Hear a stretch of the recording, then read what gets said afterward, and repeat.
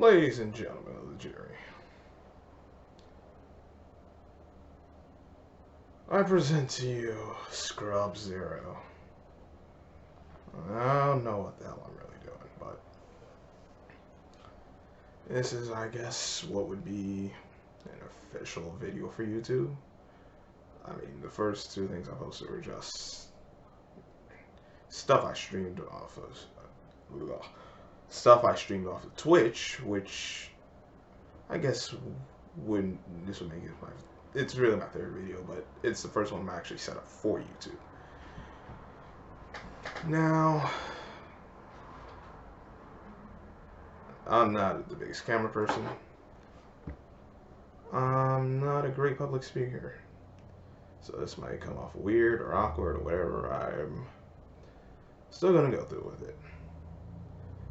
Now I wanted to talk about the Bucs and the Cowboys. What I saw from that game, what I took from it from both sides, and preview what I'm gonna get to with the Giants and the Broncos. Still got a little more to check out with the Broncos. I got an idea of what kind of team they're gonna be.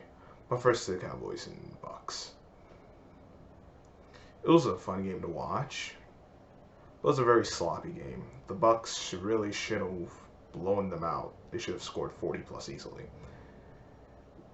It wasn't that kind of night because they turned the ball over 4 times. One of which was a Hail Mary, which you're just trying to make something happen.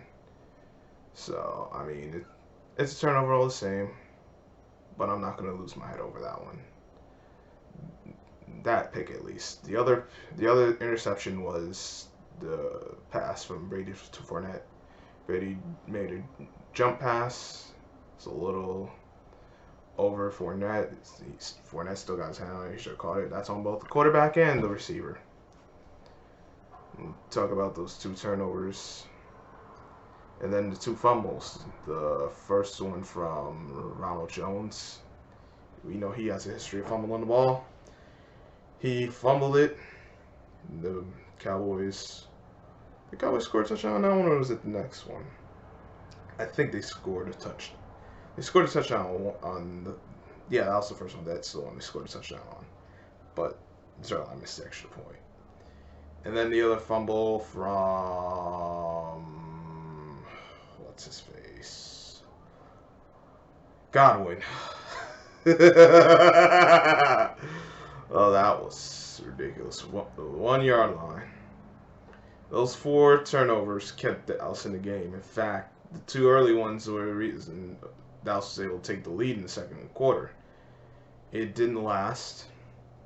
Bucs took the lead again, never looked back.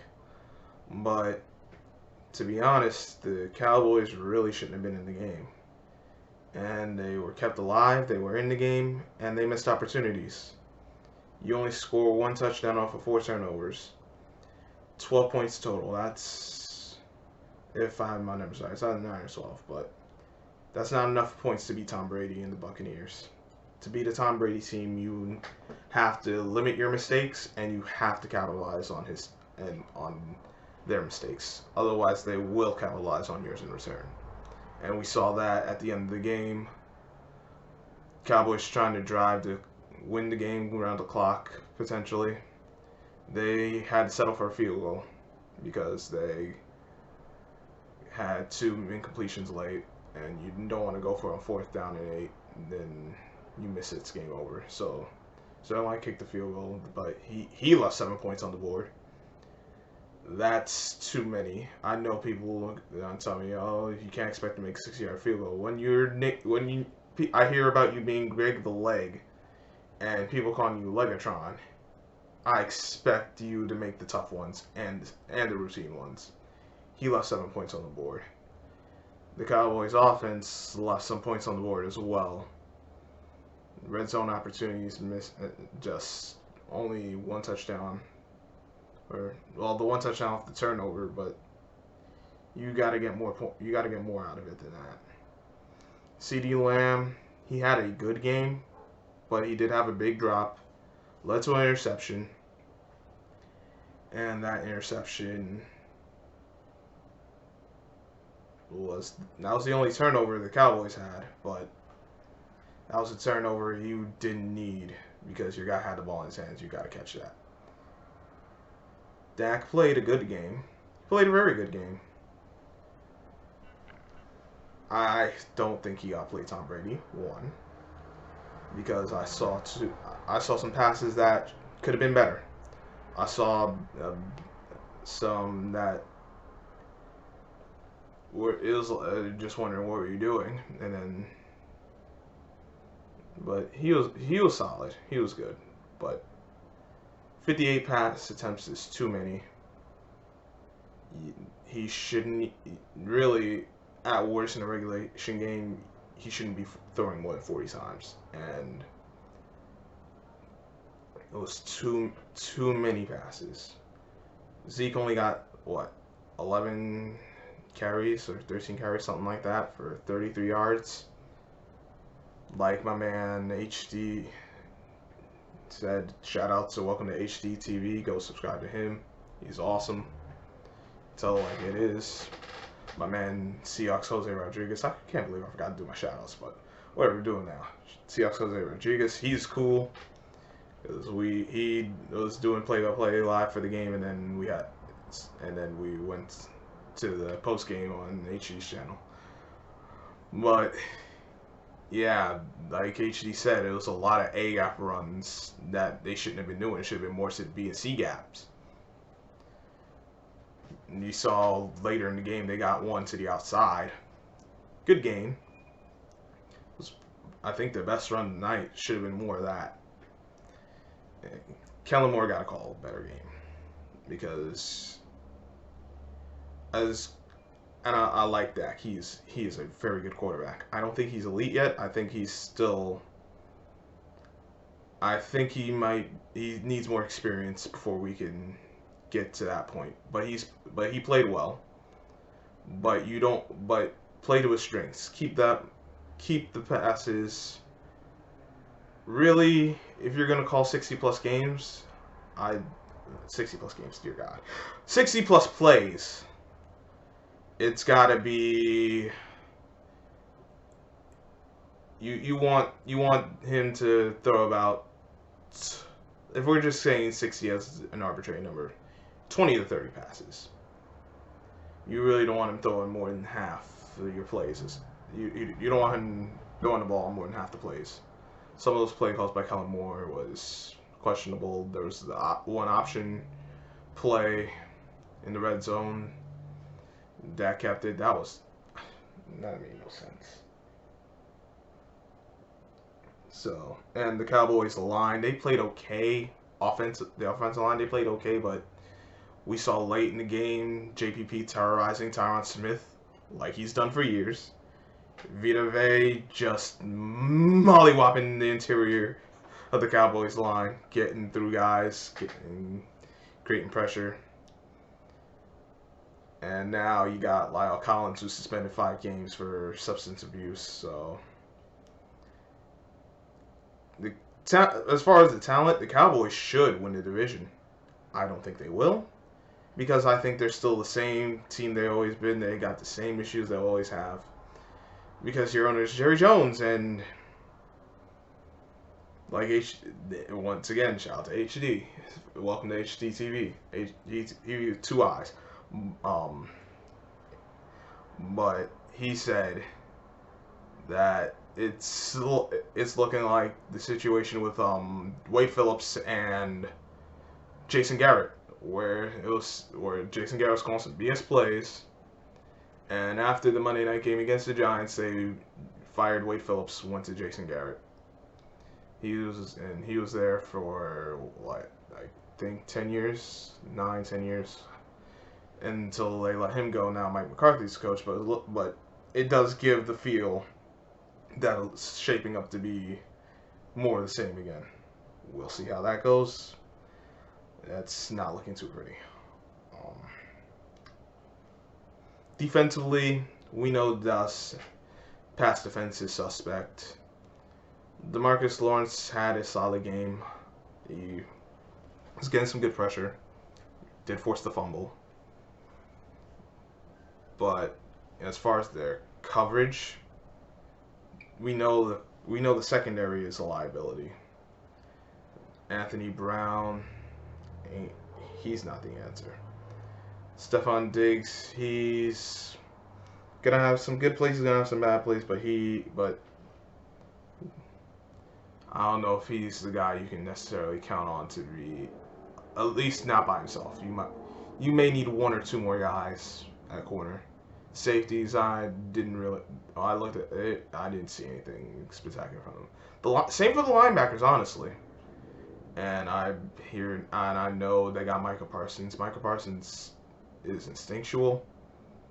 He's sudden, but he's still raw as far as technique. He's not very technical, at least from what I've seen. He needs to work on that because he was getting exploited in pass coverage.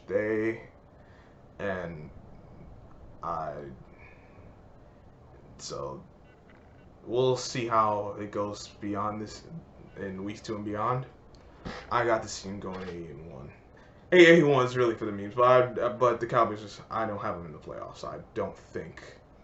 I think the rest of the team is just the other parts, like your defensive coordinator and your offensive coordinator is going to hold the team back from where they should be. Now to the Bucs. Once again, their turnovers, that's very uncharacteristic. At least from a Tom Brady-led team. We know Tom Brady ain't too happy. He probably done chewed everyone out by now. Say that this is like, we can't keep beating ourselves. Yeah, Bucs got away with one. I don't think it's issues that can't be fixed. I don't think that is something that won't get addressed, so they'll be alright. They just need to do a better job with their execution. I think as they continue to play games, and good chance that it's going to happen with most of the teams in the league, that early in the year we're going to see a lot of sloppy football. But once we get to mid-October and beyond, I don't think you'll see these same problems. If you see these same problems with the Bucs, then you got there's some real concerns you got at that point. And that's not what you're looking for, and so Ronald Jones, he might be riding the pine for a while because he's had a fumble issue from just beyond this year. Last year he fumbled it quite a bit. But when he plays well, he's great. But when he doesn't, he will cost you. Leonard Fournette, he was okay, but he has to be better. Chris Godwin, he made the big play. I'll give him that. But he had a few plays, not just a fumble, a few other snaps where it's like, yo, bro, you got to make a play. I think it was a third down in either late third or early fourth. He was open on a deep route and he drops the ball. He catches it. At worst, it's a first down. At best, it's a touchdown. But we saw what happened with that. Now, I will say this. I don't know the punter's name. I gotta take a look at that. But the punt coverage was good. The punts were crisp. Some coffin corner punts and I don't think they really gave up any monster returns. So I think the special teams there are solid. I know people don't talk about special teams, but you need it if you're gonna win. And Tom Brady, not his best game by any means. If you were told me the greatest performance, I give him a B+. I don't kill him for the second interception. First one, I'm not gonna kill him for, but I do have to mark that against him because that's not like him to play. But Dallas did a good job of that play, defending it. But when it was time to make the plays, Brady made the plays. He was the reason they won. He wasn't the only reason, but when you have that guy behind center, you always got a chance, and he made it happen. And we know the pass rush for the Bucs defensively, and their rush defense. The rush defense was good. I don't know, considering how little the Cowboys ran it, and where they were running to. I don't know exactly how good the Bucs rush defense is, but it seems up in the inside, ain't nothing happening there. As for the pass defense, some of the corners went down. Sean Murphy Bunting, their slot corner, I believe. I know that hurt him a bit. Number 35, Dean, he was getting beat up early on, but he clamped down as the game progressed. I mean, I know they're not world beaters defensively, but all they have to do is not shoot themselves in the foot. Don't commit foolish penalties. Don't be in position, because I have to be honest, the Dallas receivers are good, so you're gonna take your share of losses. But when they needed to get the stop, they got the stop. So kudos to them. And the Bucs offensive line, they'll be all right, but they do have to play better in some areas. Some of the penalties you can't have. All right, now that I've dealt with that game, because I'm a Giants fan, so the game I'm looking at, 4:25 on Sunday, the Giants and the Broncos. Both these teams got good defenses. Their offenses, well, we'll see. The Broncos, we know they have they got a solid line. Their run game, they got good running backs, so their run game should be effective throughout the season. The receivers are good. It's just a matter of what are you getting from each quarterback. They went with Teddy Bridgewater. He's not going to turn the ball over. He's not a downfield passer. Not the kind of guy you expect to take shots. He's going to take the safe play, if you will. But he's not going to be himself, so you got that. And we'll see how that offense does defensively. Their rush defense, we'll see how much better it gets now that Von Miller's back. But they did have issues in the run game last year. We know their safeties are legit. Kareem Jackson and Justin Simmons. I think the first name's Justin, but those two cats, man. And then their corners, I got to see some film on the rookie Patrick Surtain, the second. Damn. They got themselves a good corner. And who else they got? They got a few other guys on Kyle Fuller from Chicago. So, and Ronald Darby. He's not the greatest corner, but if you're not asking him to be your number one, he'll give you something. So they can present some problems. As for the Giants offensively, my question for them is the offensive line. Didn't get to see too much of them in preseason. We know last year they played better as the year progressed, but overall they still weren't very good. We saw them run the ball. Pass protection still a question mark, which means you gotta have success with the run game, so you don't expose your line to dropping back and passing that pass rush of the Broncos when you got Von Miller and Bradley Chubb just screaming on the edges. I know everyone is talking about Andrew Thomas, and I saw things from last season that didn't look too good, but I don't know how indicative that was on just him, how much of that was not having effectiveness in the interior, because from the Giants' moves, as of the past few days, I think they got a tackle on the practice squad or something like that. But a lot of their moves during the offseason, more so to the end of training camp, was for interior linemen. And if you're going to be missing Shane Lemieux, you want some solid depth in the interior to protect, because that's the quickest way to get to a quarterback, interior pressure. And hopefully with that, Andrew Thomas won't have to worry about the interior, just protect the outside. just focus on protecting the outside. Those guys inside handle their business. But we'll see. They got to run the ball. If the Giants are going to win this game, they got to run the ball effectively. Saquon should be back. I don't know how many snaps he's going to take, but hopefully with him and Booker, they can make something happen. The wideouts, Galladay and Sterling Shepard, Darius Slayton, those guys. I like our receivers. Evan Ingram's still banged up. I doubt he plays. If he does, I don't know how much he'll give, but I trust in the coaching staff. I think we got the right head coach in Joe Judge. We'll see how well or not well Jason Garrett's his offense overall does. I thought he did a good job last season given what he had with the play calling, but we'll see how that changes this year when you got guys like when you got a Galladay and a Kyle Rudolph and Saquon Barkley back.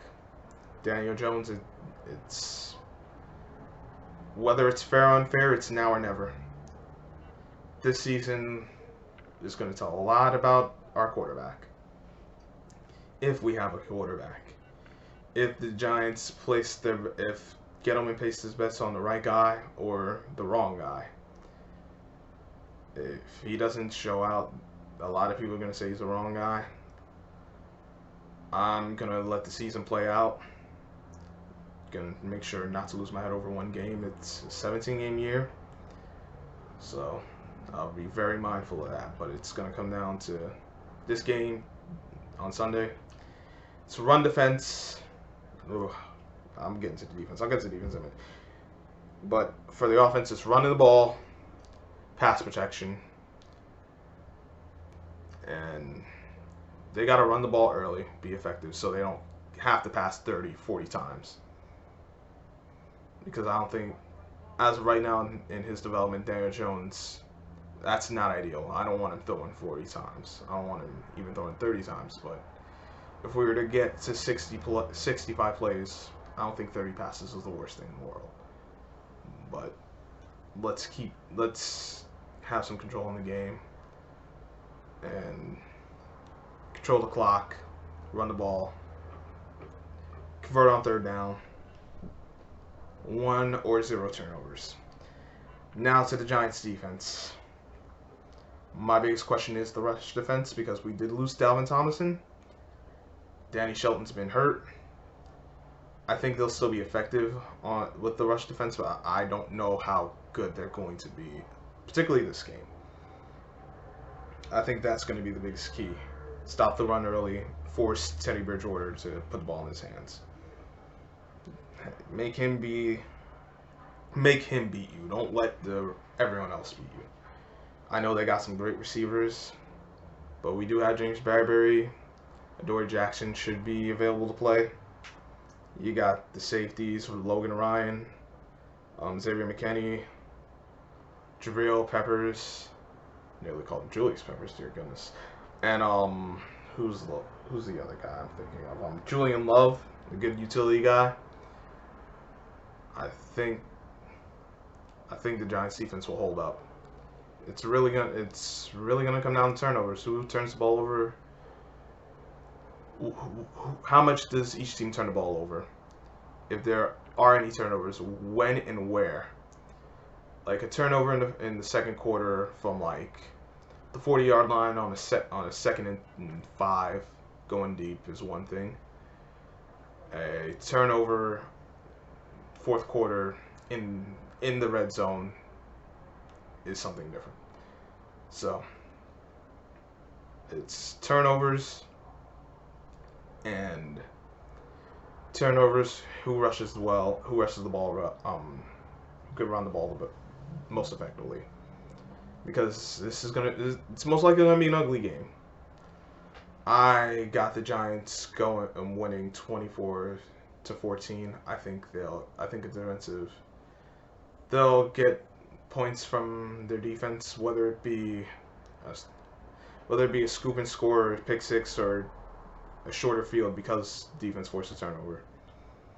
and I think they could get 17 points otherwise.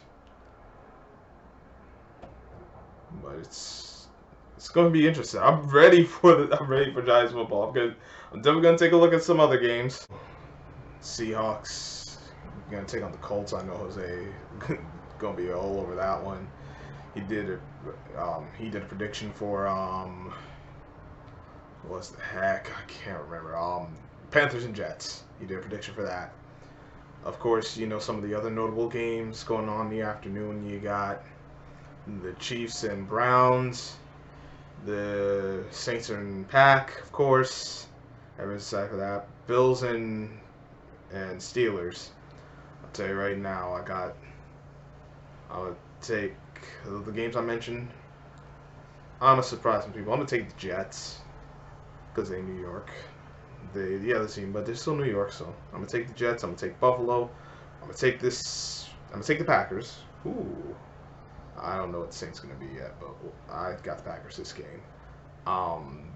The Chiefs, and I'm going to take the Seahawks. I got the Seahawks.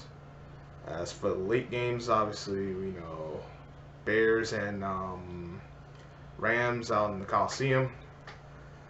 Not the Coliseum. We got that new stadium, SoFi Stadium. Dear goodness.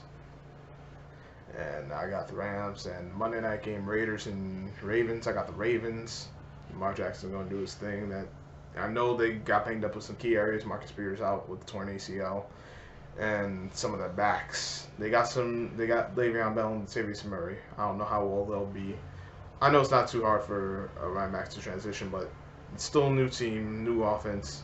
So they're gonna have to. So they're behind everyone else. Well, I think the Ravens got enough to win. Yeah. And my shout-outs. Definitely gotta do my shout-outs before I close it out.